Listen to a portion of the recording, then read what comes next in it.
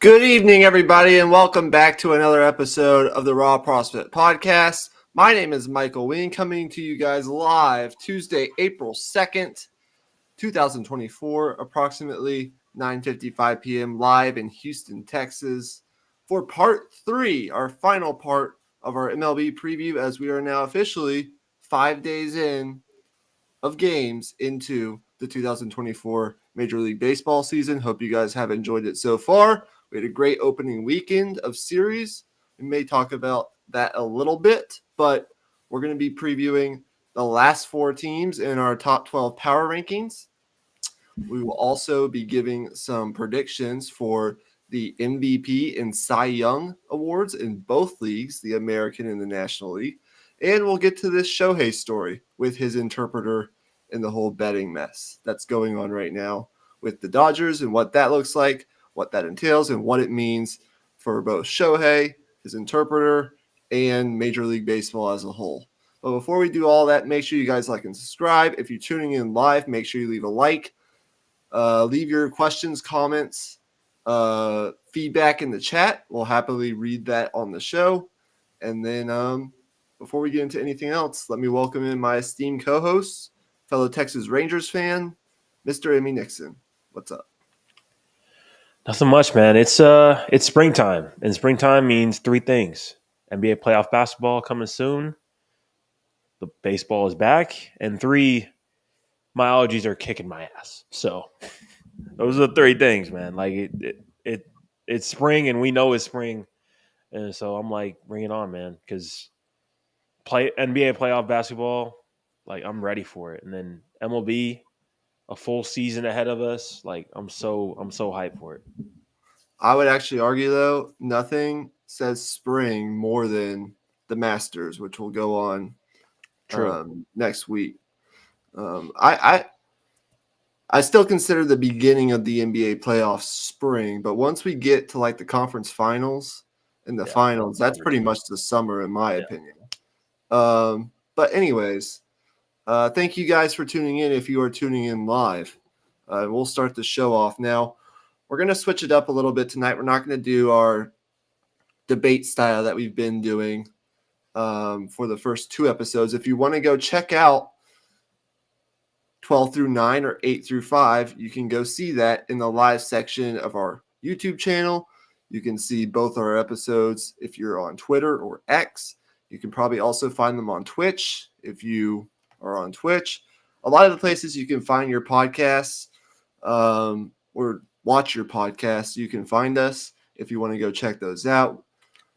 If your team is not discussed in this very elite group of teams that we're about to discuss. So what we're going to do, we're going to give our opinions on each team, and then at the very end, we'll pick our over-under win total, even though the season's already started for each team. All right, so our number 4 team in our countdown is, as you might be able to guess, if you've been following along, it's going to be the Houston Astros. Their over-under win total right now in Vegas is 92.5. They're off to a little bit of a slow start out of the gates, but I'll start with you, Imy. What are your concerns for the Houston Astros, and what are your expectations? Well, I mean, they went out and added a closer to the mix, an elite closer, and you look at the team, man. It's the same as usual. Like it's the core group that has been winning all of these key playoff moments year after year after year. I mean that they're still there, and it feels like now, like I don't know if this team maybe has like fatigue in terms of regular season. But it feels like now the Astros are to the point where like just get us in the playoffs, and at that point we can flip a switch and turn it on because they have that much experience and that much playoff metal to just be able to do that, and they have the talent to do that as well. So to me, the Astros aren't really a team where I would be picking them to have the best record in the AL or something, but I expect them to be in the playoffs, and I expect them to be right there in the ALCS like they have been for the past 7 years. Yes, in the last 9 seasons, the Houston Astros have been in the playoffs 8 times. They've been to the ALCS 7 straight years, which is kind of like their minimum expectation at this point. Like if they're not in the ALCS, it's a failure of a season for them here in this past half decade plus. They have 4 AL pennants in that time period, and of course 2 World Series titles. So they're 2-2 in the World Series, and they've won 100 plus games 4 of those 9 seasons. That's not an easy thing to do, unless you're the Dodgers or maybe like the Braves or one of these other teams that have been fairly consistent in the regular season. But in terms of the Astros, look, they're going to hit. They have the same core offensively that they have had here for the past 3 to 4 years. The top of the lineup, 1 through 5, or really 1 through 4, depending on who's in the fifth spot, is arguably the best and the most proven in baseball when it comes to the postseason, especially. You talk about Altuve, who's still doing it at a high level. You talk about Yordan Alvarez, who I consider a top 3 hitter in baseball when he's right and not hurt. Alex Bregman, who's still a very high level third baseman. And then Kyle Tucker, who just got the bag in the extension, which they needed to give him. Him in right field with his power, that's about as good of a top 4 as you can have. And then I also like the way they're able to turn over their lineup at the bottom. Chas McCormick has been a pretty productive player now for a couple of years. Jeremy Pena, I expect bigger things from him this season. He's actually one of my, I wouldn't say question marks, but he's one of the guys that if he elevates to another level, he could take this from being just like really, really good to potentially lethal. Just in terms of he is the X factor. And then Jake Myers in center field. It's actually gotten off to a really good start this season. He has some power. Love the lineup. My only question offensively is what production are they going to get out of first base? Jose Abreu, a couple years back, won an MVP with the White Sox. Last year, it's kind of a rough year for him. And he's gotten off to a pretty slow start, whether it's been injuries, striking out too much, whatever the case has been. He needs to give them a little more at first base. But other than that, they're going to hit offensively. I like their rotation. I especially like their depth. Now, to start the season, they're without Verlander. They're going to get him back soon. There's no really real reason to rush him back in the month of April. I mean, if I were the Astros, I'd probably just, as long as I can keep my head like above water. Listen, you can't win the World Series in April, but you can lose it. So you want to be kind of careful with how far you dig yourself a hole here. But just be careful about the way you bring him back, as he is on the wrong side of 40. Still very good. Once he comes back, you've got Framber Valdez, you've got Christian Javier, who I expect big things from. You've got Hunter Brown, who showed some really good things last year, and I think he'll take a step this year. You've got Urquidy. And then you've got guys like Lance McCullers Jr., who's going to come back from an injury at some point this year. You've got JP France, who's in the rotation right now with Verlander out. And you've got Ronel Blanco, who just threw a no-hitter yesterday. Yeah. So love the depth of the rotation. I have questions about certain guys, but they just have so many guys that, I mean, 3 or 4 of these guys are going to work out. And that's all you really need for a playoff series, if you're being honest. Love what they did in the bullpen. My biggest concern with the Astros before we make our over-under picks is middle relief. What they did at the back end of the rotation was fantastic. You have the opportunity to go get Josh Hader, you do that. He's nasty. And most nights he's going to be one of those guys who's just unhittable, much like what the Orioles have at the back end of their rotation, much like kind of what a lot of these really, really good teams have at the back end of the rotation. You think about the Mets, you think about the Guardians with, I'm blanking on his name, but a lot of these teams have disgusting stuff at the back end. Yeah. What connects the rotation to the back end? We're talking about Abreu, we're talking about Hader, we're talking about Presley. If the Astros can get to those three guys with the lead, I have no doubts. But it's that middle of the rotation now that they did lose Hector Neris, now that they did lose Ryan Stanek, guys that were staples in this bullpen here for the last couple of years over their World Series runs. That middle of the bullpen has kind of gotten off to a rough start, and it's the reason they're 1-5 right now. They can easily address it at the deadline or with some additions, off the waiver wire. Maybe they have guys down in their minor leagues they can bring up. But that's really going to be the big concern as of right now, something that they'll need to fix moving forward.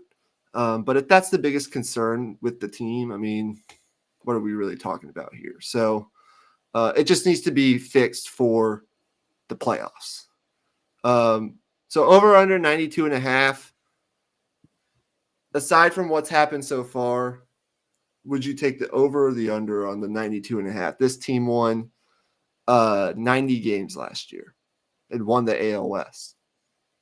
Yeah, and it felt like there were a lot of times where you looked at them and you're like, are they going to turn it on here? And then they all of a sudden they were just back. They got their guys back healthy, and they were just back again.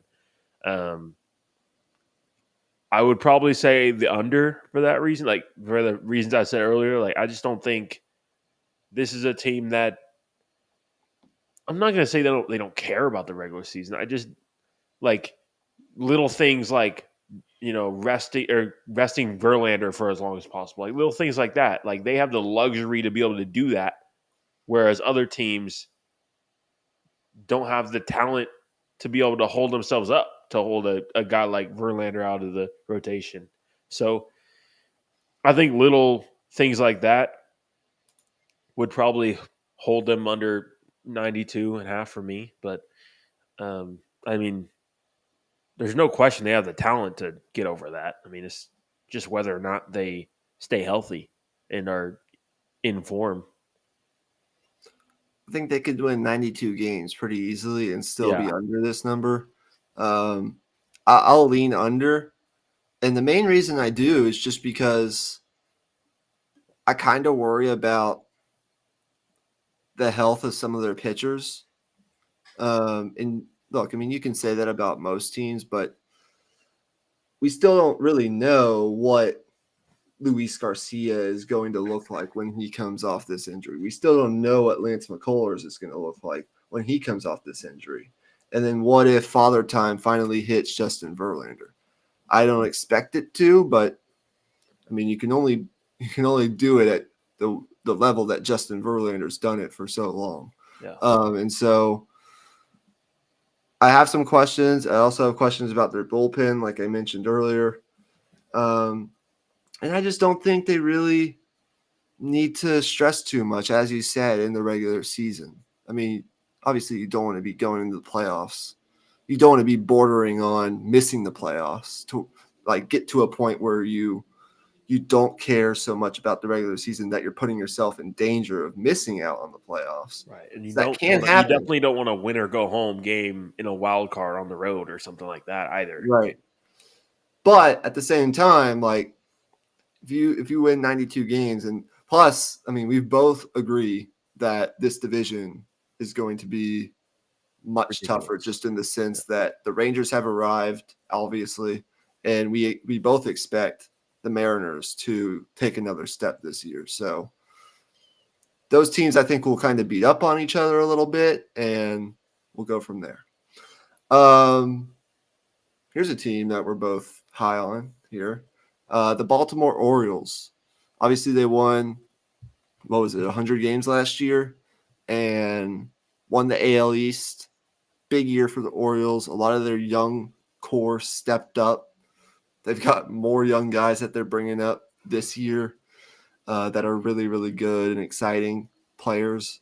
They add Corbin Burns to this rotation. He's kind of the proven ace that they've really been missing at the top of their rotation. They've added nice pitching in the past couple of years, but no one to the caliber of a Corbin Burns, a guy who's been in Cy Young races before and performed on the big stage. That's obviously going to help them. He's already dealt in one of the game, like opening day. I think he went 6 innings, 11 strikeouts, just was absolutely nasty. I expect big things from this Orioles team. I expect Adley Rutschman to take another step. I expect this core of Cedric Mullins and Mateo, all these guys to just keep hitting, keep on raking. And then you bring up Jackson Holliday, who's the best prospect in your minors, already ready to play, and he's already balling out. Just this young core, they're young, they hit for power, they have speed on the base pass, they're smart. You add Corbin Burns into that rotation, which pushes everyone else down a notch, which gives them more length in that rotation. And the bullpen's good.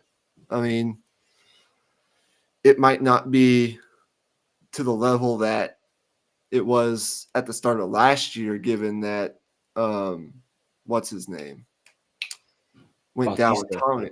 Yeah, Bautista's out with Tommy John, but they still have Yanier Cano. They still have a lot back there. They're just a well-rounded baseball team. Young, exciting, going to hit, score a lot of runs.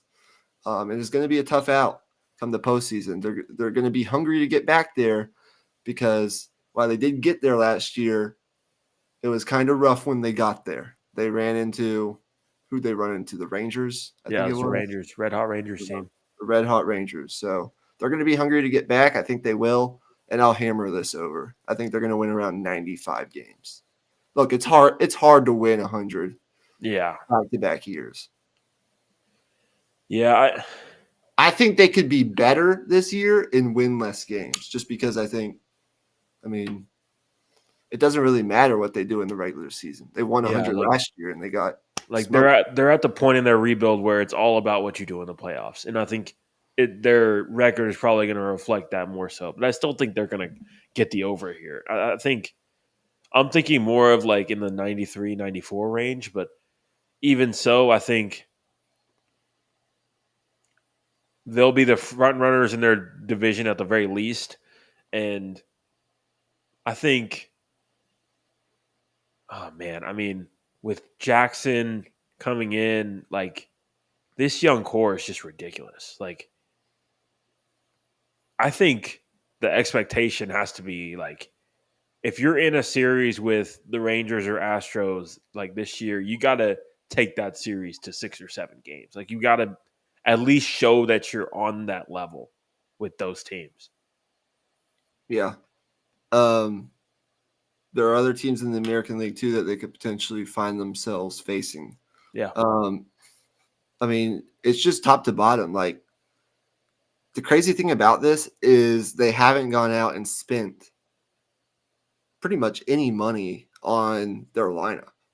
I mean, it's all young guys or guys that they've homegrown, guys that are homegrown and have been here through the toughest of times when they were in their rebuild and were one of the worst teams in the league as recently as like 2.5 years ago. And so it's pretty crazy the amount of time that they've been able to kind of jumpstart this thing. But give credit to them, give credit to their development.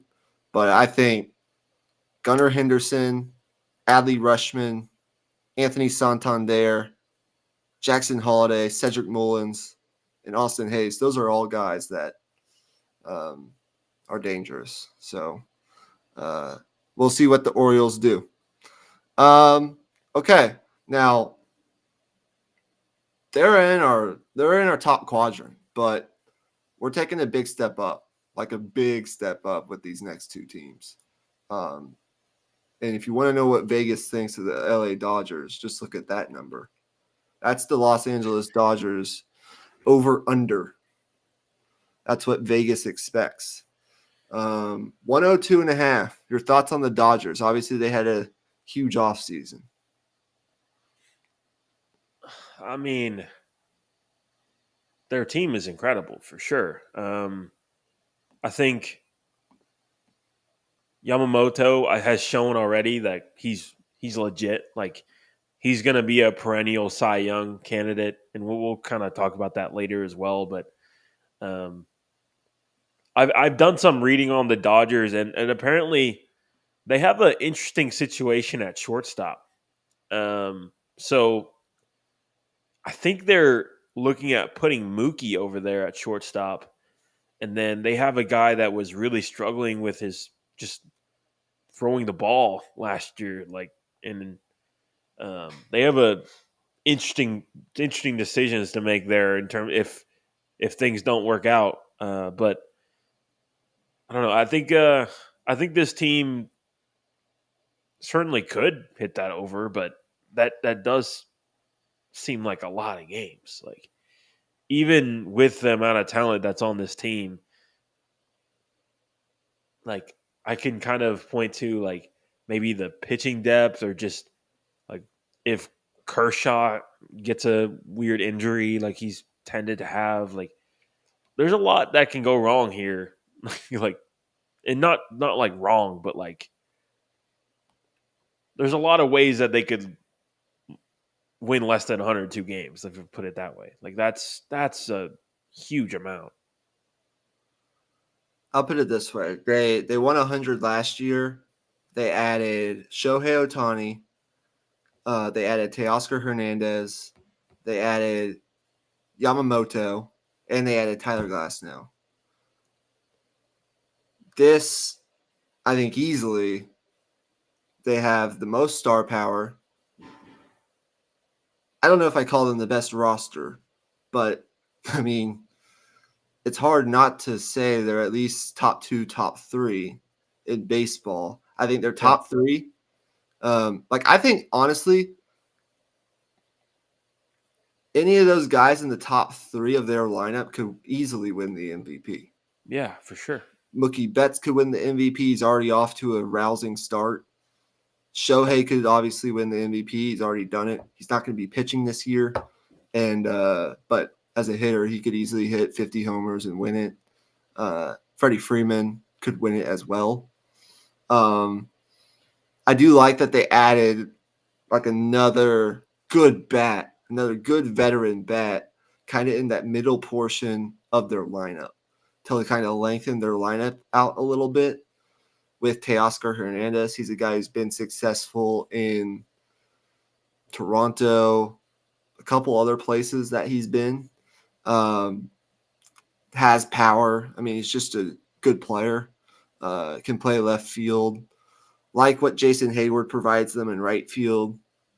Max Muncy is another power guy that can hit.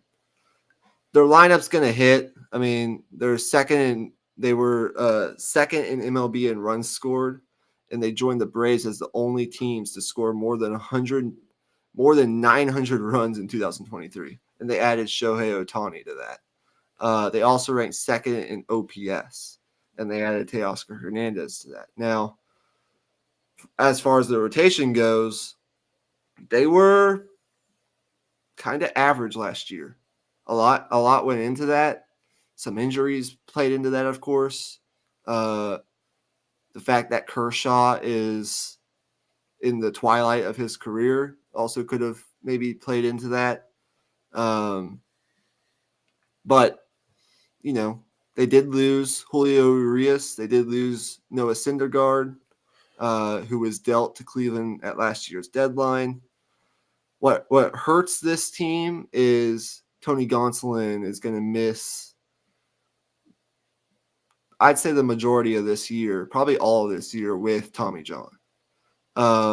But last year they didn't have Yamamoto or Glasnow in this rotation. And that's a top 2 that can go, if they're pitching at their best, that can go toe-to-toe with any top 2 in a playoff series. My questions lie with Bobby Miller, who's young, very good, but he's got to prove it for a full season. James Paxton, who's been a solid MLB pitcher and a veteran for a long time, but we'll see what happens with him as he's kind of older. And then Gavin Stone, who I still needs to prove it. Now, if Kershaw can come back at some point, then now you're really, I mean, if he looks like Kershaw, you're really talking about a top 3 with Glasnow, Yamamoto, and Kershaw, which would be lethal. ridiculous. And then their bullpen, it's just a good bullpen. Like, there might not be anything like super like flashy about it, but it's just good. Like, there's just a lot of good pitchers in it. You talk about Gatterall, you talk about Joe Kelly, you talk about Ryan Brazier, you talk about Ryan Yarbrough, who I think they added from the Rays. You talk about Michael Grove. They ranked 3rd in the bigs last year in bullpen ERA, and 2nd in strikeout to walk ratio.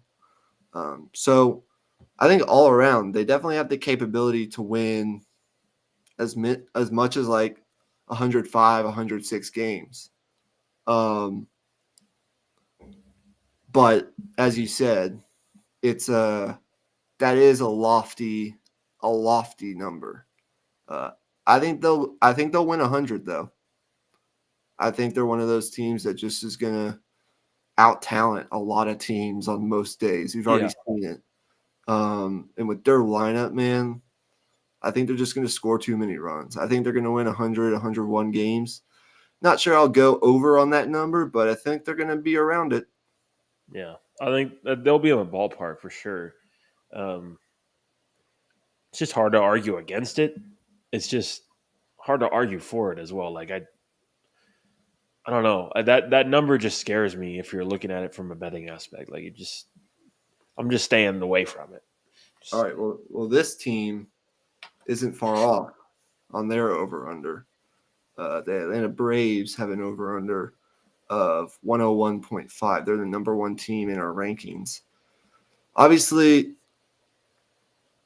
they won the World Series a couple years ago, so they have that in their bag, and they did that without Ronald Acuna Jr. We all know the story of, was that 2022, where they lose Acuna middle of the season, earlier on in the season, and they go out at the trade deadline and they acquire 4 different solid outfielders that kind of changed the tenor of that season, and they got hot at the end of the year, and they went on to win the World Series. So they have that in their bag, but what a lot of Braves fans expect is for this team to get back there, as they fell short last year. So, and they've kind of, aside from that run in 2022, they've fallen short more times than one. So what are your expectations for the Braves? Obviously, they have a very complete roster, and Acuna is a guy who could easily win the NL MVP, as he stole, I think, over 70 bases last year, which is ridiculous.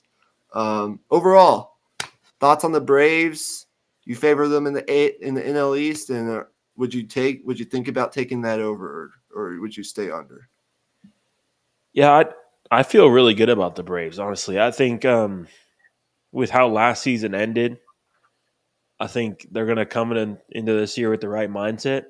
And I know baseball is a little bit different in terms like team chemistry wise than like some other sports we talk about, but it still matters. I think the fact that they've had this core for years over years over years now and had, so many battles in the playoffs and whatnot, I think that plays a part in it. And I think if they ended the season with the best record in baseball, like I wouldn't bat an eye at it. Like I don't know who I'd pick between them and the Dodgers to, make it to the World Series or whatever, but that doesn't matter. I just think the Braves, when it comes to the regular season, like you're gonna have a hard time beating them, 2 out of 3 times in a 3-game series or whatever the case is. Like they're a tough out for any team.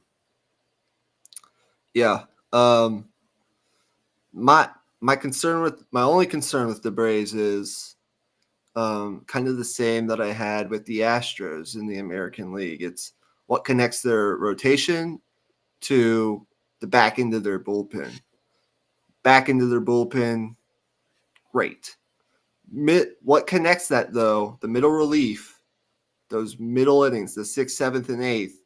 If the starter doesn't go as deep as you want him to, what do those guys look like? That's my only concern though.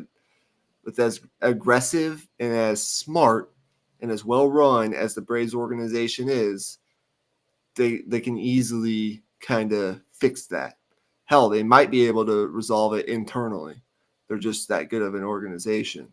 But I expect them to be aggressive at the trade deadline, nevertheless.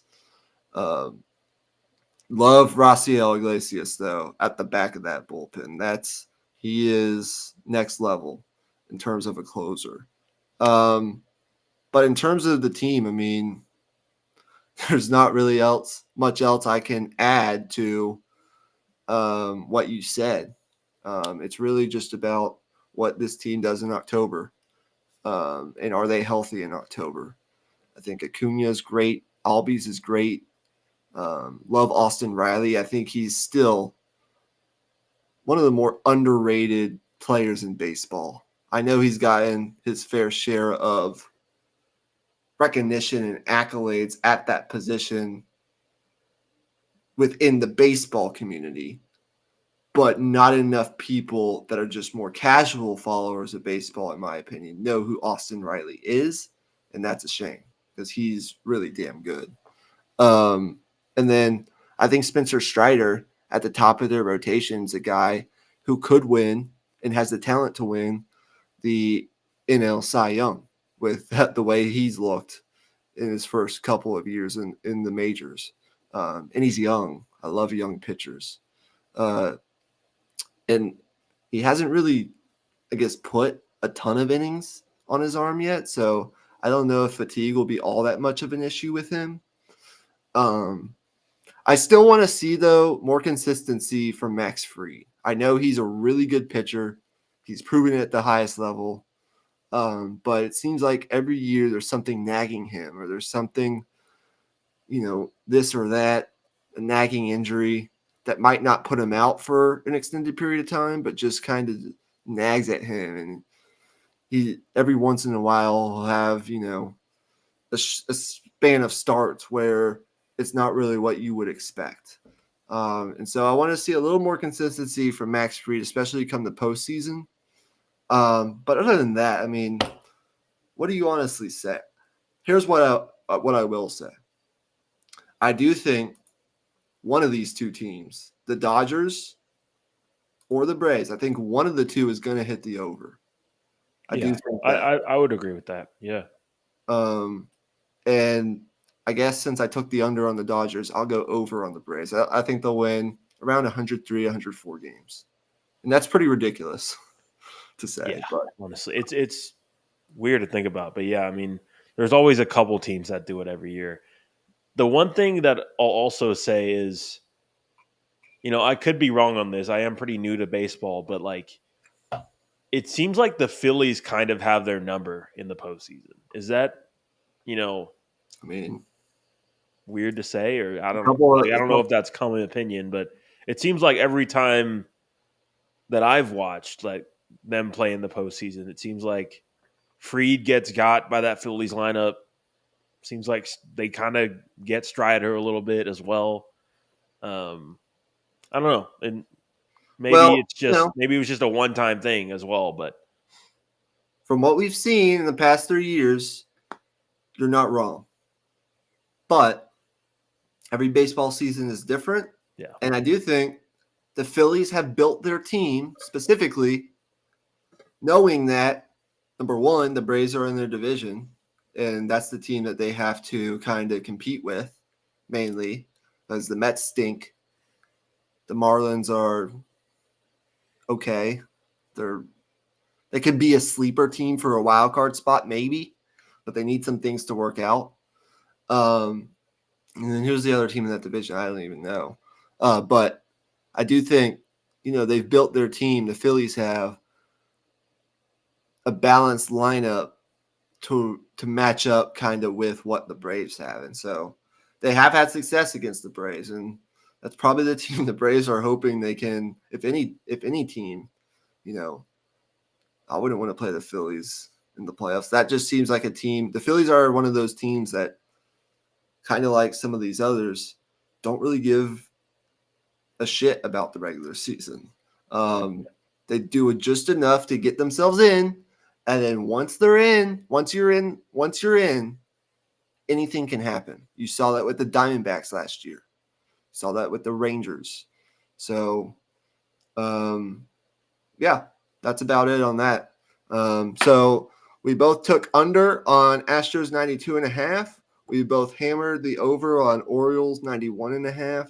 We took the under on the Dodgers, while acknowledging there is a chance that they could hit it, but we took the under, and we did take the Braves over 101.5. So that does it for our 2024 baseball power rankings preview. Now, let me just say this before we get into awards predictions. I'm still kind of working out in my brain how we are going to cover baseball in season. There are a couple episode ideas that I already have in my head here for the next month or two. We'll probably do, I'd say, 2 baseball episodes over the next 4 or 5 weeks here in the early portion of the season. And then I'm still planning it out, but we're still kind of working through that on how we're going to consistently do baseball episodes throughout the season. Of course, there will be certain points where it's more baseball content than usual, like the All-Star break. That's usually a time where the trade deadline. But in these early months, April, May, we're probably not going to be doing a lot of talking about the actual play on the field. It'll be more kind of baseball stuff, baseball conversations, but not centric to what's kind of happening on the field. Like, I already have an idea for our next baseball episode in a couple of weeks. It's going to be like the under 26, under 27 draft. An idea I've had for a while. I don't think we've done it yet, though. Yeah. So keep an eye out for that. Okay. Awards predictions. Now, we could go Rookie of the Year too, but we'll stay away from that for now. MVP and Cy Young. Which league do you want to start in? The American League or the National League? Let's start with the American League. All right. Go ahead with your Cy Young prediction for the American League, or who are a couple guys that you are considering?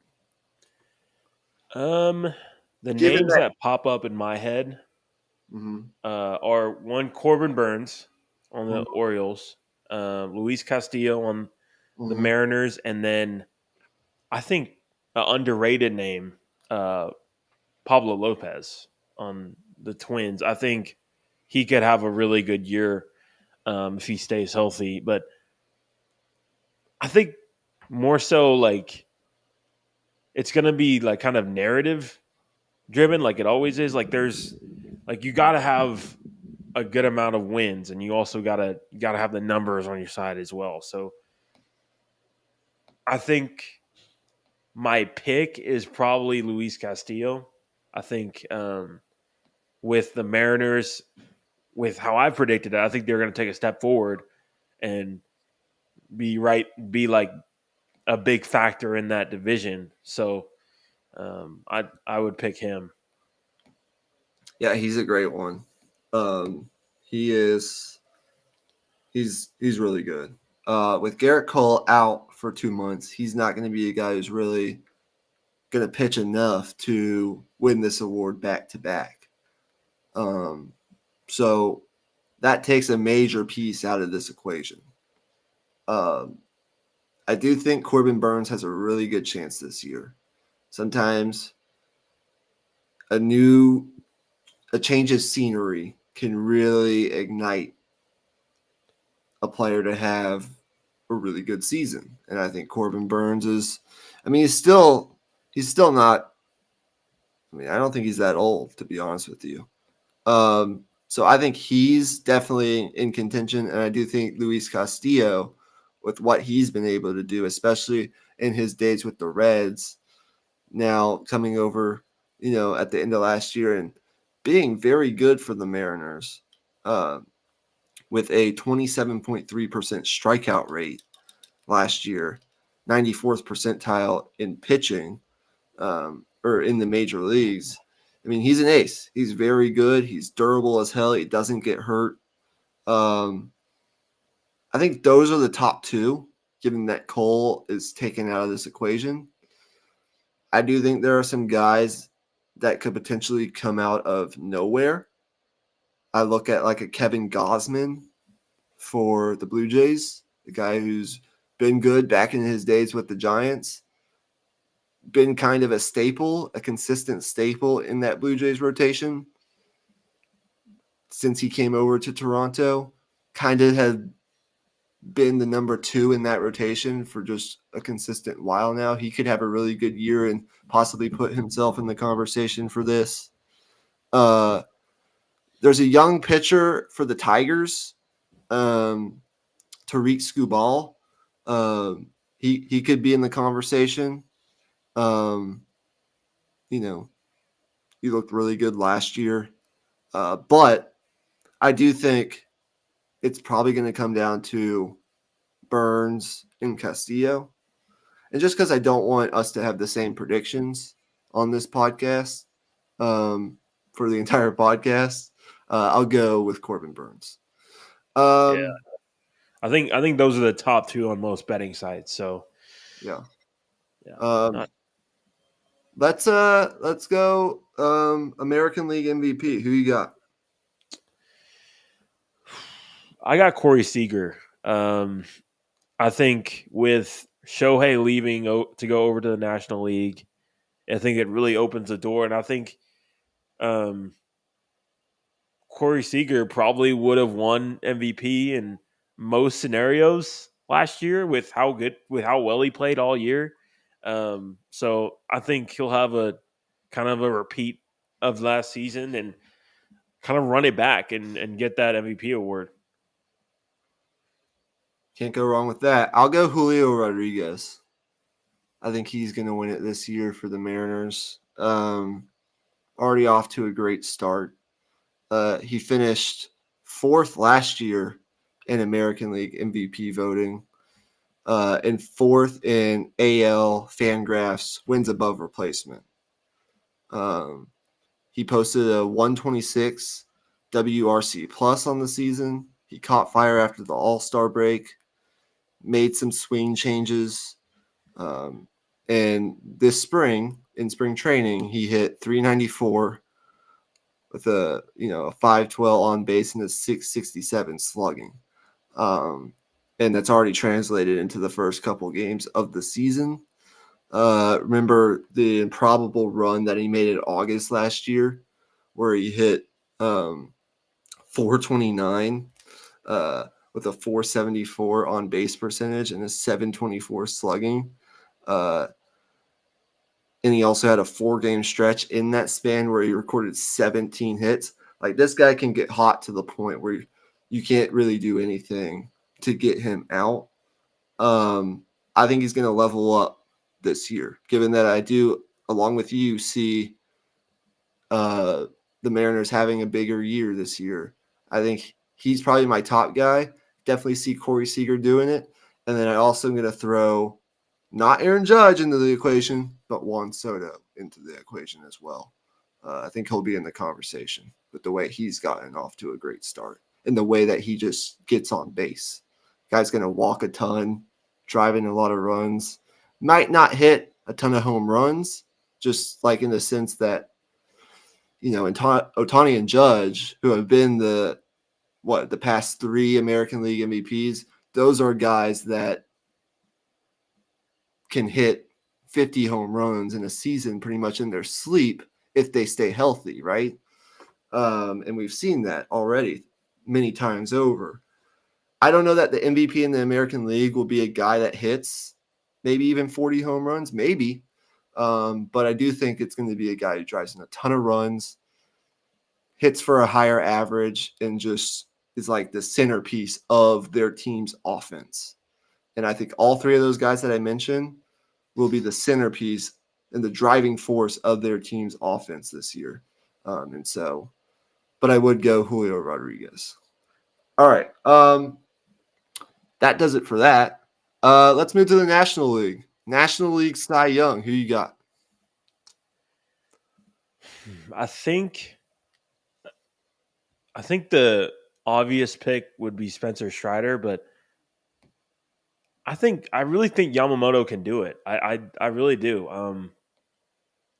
I guess it's just a gut feeling because I have only seen like half a game of him, like in terms of me actually watching him pitch. But I mean, I just think his stuff is just unreal, and whether or not he'll be able to be consistent enough throughout a whole season, like it's yet to be seen. Like we'll see, but I think he's the real deal.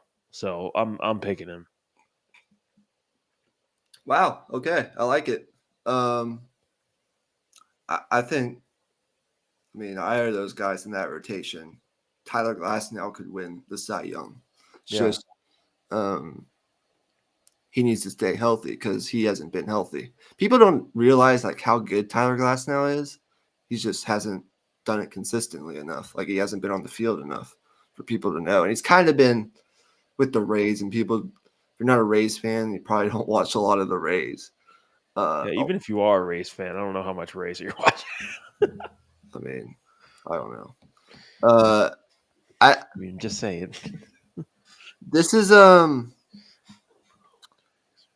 tough. There are a lot of good pitchers in the National League. I think a guy like Logan Webb, who again, like outside of the diehard baseball community, not a lot of people know who Logan Webb is.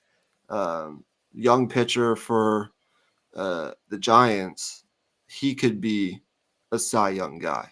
He struck out 22% of opposing batters last year. Only walked under 4% of batters, third best in MLB in terms of walk rate. He could be a guy that definitely is in the conversation. I don't know that he'll win it because you look at what the Giants did. They went out and they added Blake Snell to that rotation, which kind of they've looked rough these first few games as well, too. It ups their potential. It ups their ceiling. Yeah. In terms of what they can do. I think, we'll see what happens with that, but both those guys could be in the conversation. But I do think I will go with what I think is probably the safest pick as long as he stays healthy, and that would be Spencer Strider. This guy has struck out 37% of opposing batters in his career so far. No other starting pitcher in MLB history is north of 31%. This guy has disgusting stuff. Given that I think the Braves are going to be like the team that wins an insane amount of games, I will go Spencer Strider. National League Cy Young. Or National League MVP, excuse me. Who you got? National League MVP, I've got Ronald Acuna Jr. I think pretty easy. He I just don't teams just can't get this dude out. Like it just doesn't happen. Like I watched a video on this channel called Baseball Doesn't Exist a few days ago. Made a video about Ronald Acuna Jr. and how he's consistently been thrown at, been hit by pitches purposely by the Mariners over and over and over again, because whenever they do actually try to throw strikes, he just kills them. It's just inevitable with this guy. I mean, it's ridiculous. you can take your pick with any of the three in the Dodgers lineup: Betts, Freeman, Ohtani, and we would have no arguments against it. Yeah. But I agree with you. I think it's Acuna. The only thing that's going to stop Acuna, I think, from winning this award this year is an injury. I mean, that's really the only thing I see getting in his way. Knock on wood. Hopefully that doesn't happen. Yeah.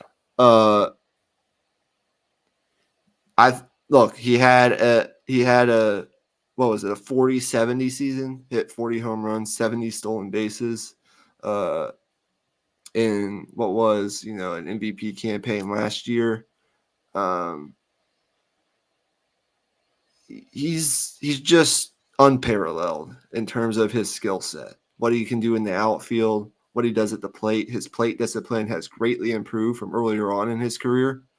The guy's only 26. He's basically kind of at the start of his prime, and he got a year basically taken away from him with the ACL injury. Yeah.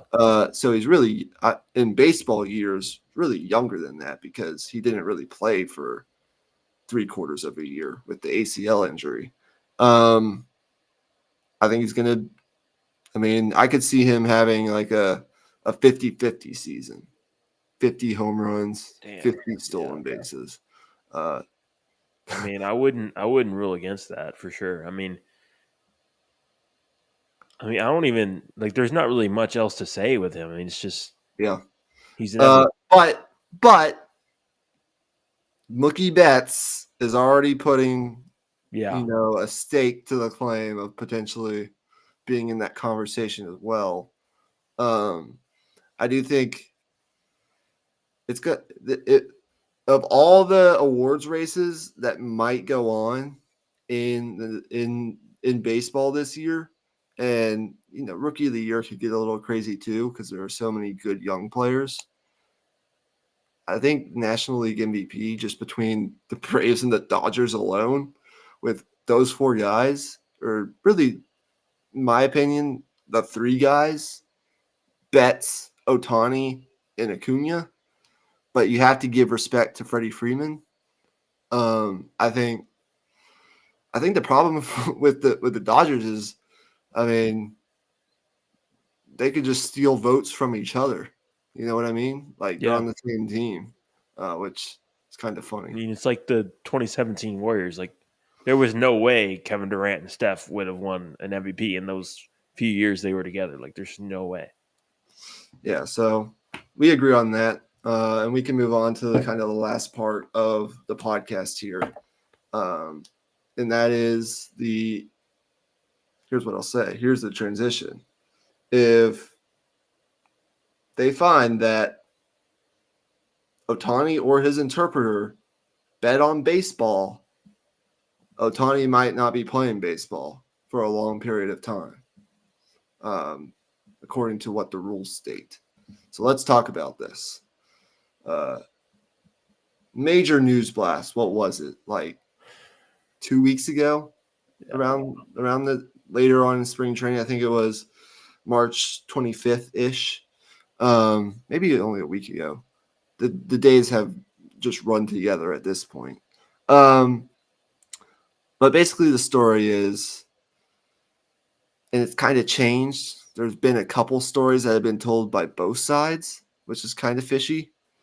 But basically, Ohtani has now come out publicly and accused out loud his interpreter of theft, massive theft, where I think it was $4.5 million that he allegedly stole from Ohtani to pay off to pay his bookie for his debt, and what was, I guess, betting on whatever, what he claims to be other sports, not baseball.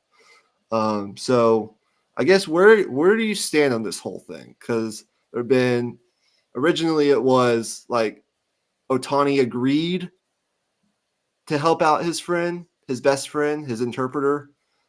He agreed to pay off this debt in installments. And then the next day it was like, no, this was massive theft. He was lying, whatever. The story has changed so many times. It's kind of hard to keep track. What are your thoughts on this? Yeah. The whole changing of the stories things makes it so much harder to gauge everything. And it's hard to look at it and just completely believe Ohtani. I'm not going to lie. Like, if I'm being perfectly honest, I'm not going to say one way or the other, like, oh, he did this, because there's no reason to do that right now. We don't have the information. But what I will say is, if he did bet, there's no way that he didn't bet on baseball. Like, from what I know about Ohtani, and like I've seen like the documentaries on him and all that kind of stuff, like his whole life is baseball. So if like I wouldn't see him making a bet, like he doesn't seem like the kind of person who would care about that kind of thing. But if he did make one, it would have been on baseball. So if this whole thing is just a cover up and it ends up being like, oh, like Ohtani put a bet in on baseball, like I was talking about it to my dad yesterday, like with everything that happened with Pete Rose, like there's no way, like they've put a precedent in place where there's no way they wouldn't be able to suspend this guy. Like it's just they're between a rock and a hard place at that point if you're the MLB. Yeah, look, I mean, here's basically how it's going to go down. From what like the actual rule book states. If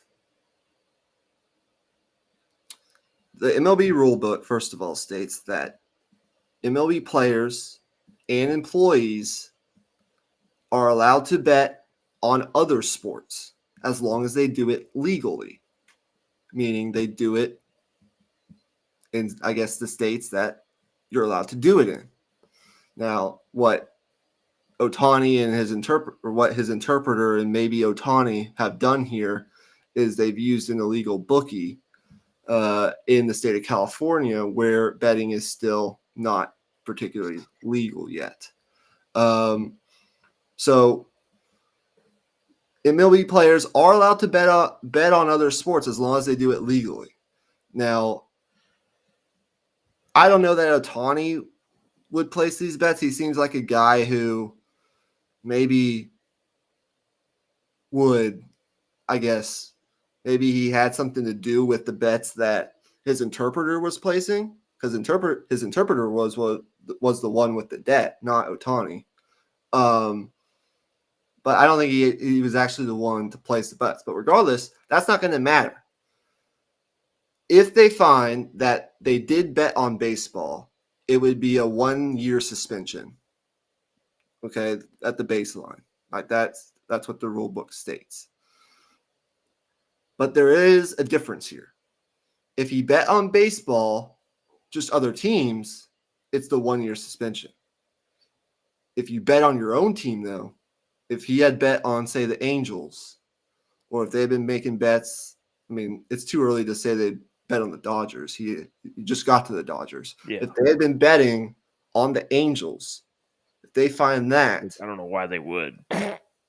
Well, that's a whole nother story. Yeah. But if they were stupid enough to do it, because it seems like they were stupid enough to do this in the first place, like why wouldn't you just go bet with where it's legal and stay out of this situation forever? I don't know. I mean, Vegas is like a 3-hour, 2-hour drive, something like that. And I mean, you're Shohei fucking Ohtani, like just fly there. We could talk ourselves in circles, like why would you do this? Why wouldn't you do this? But we don't know all the facts. What I'm going to say though is, if they found that they did bet on, maybe they didn't even bet on the Angels. Maybe his interpreter was just placing bets on Ohtani. I mean, I would bet on Ohtani. I don't know if I'd bet on the Angels, but if they find that, that's where what you were talking about, the ban would come into play. He would be banned. unquestionably. No ifs, ands, or buts about it. Because Ipe was like he's Shohei's best friend. Maybe not anymore, but but he was employed by the Angels, and he was up until 2 weeks ago an employee of the Dodgers. And so the rule states that if a player or employee places bets on the team, they're banned. And so that's where I really worry, because we could get the best baseball player ever taken from us. Yeah. In his prime. I don't think that's going to be the case, though. I don't think they went to that extent. But that's just maybe that's wishful thinking. Maybe that's just the baseball fan in me. I don't believe that they would do that, but I don't know. I don't want to believe it. We're kind of in a weird, I don't want to believe it either. We're kind of in a weird place with this right now. We need more information, but we did want to kind of get our initial thoughts out there and address it, because it is kind of a big story that's hovering on top of the start of this baseball season, especially, I guess, in Los Angeles. Like, what's going to happen? My guess is we're not going to probably know much for the next couple of months. It's probably going to take quite a while to figure this stuff out. But we'll see. We'll keep track of it throughout the season. It'll be something that's in the back of our minds and something that we'll talk about once more news comes out, for sure. So any parting shots? Well, I guess my one thing would be, man, I think if I were to pick a World Series champion right now, fuck. Why would I put myself on the spot like this? I don't know, but I'll just go on the record. I'll pick. I think the Braves will do it. I'm gonna pick the Braves. Why not? Well, since you did it, I'll do it.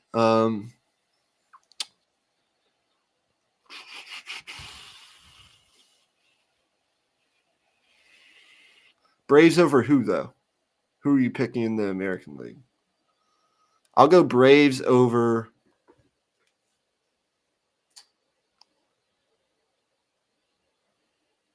I'm gonna say Braves Mariners.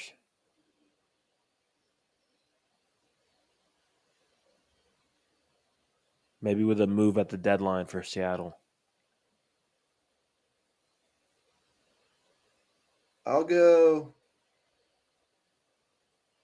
Braves over Astros.